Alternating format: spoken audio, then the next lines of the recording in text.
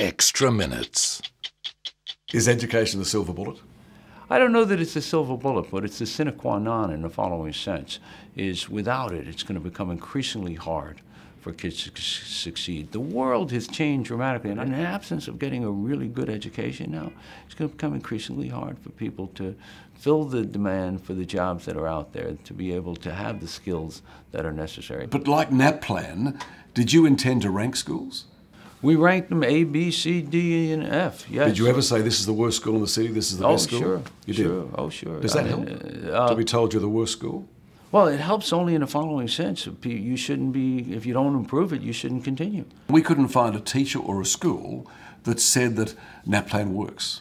They said it was either a waste of time, money and energy. That's interesting, because I think you would find teachers here in the U.S. who say it works. I'm not going to tell you there are a lot of teachers don't like it. Part of the reason they don't like it is they don't like the evaluation scheme. What you said to me— What teachers being evaluated? Teachers or schools. Okay. If you're in a school that's not performing and we close the school down, that's very disruptive to a teacher.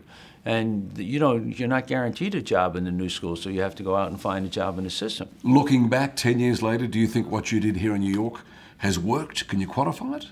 Yes. I'll give you probably the most powerful statistic. From when we started to the decades preceding us, the graduation rate was flat at about 45%.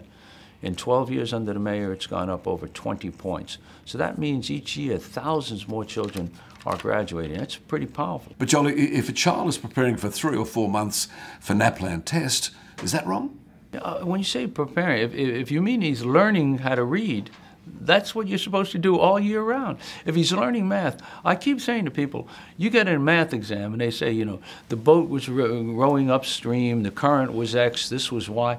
That's what you learn. That's not preparing for the test. That's called learning. But I can hear a teacher now listening to you saying, we already teach that.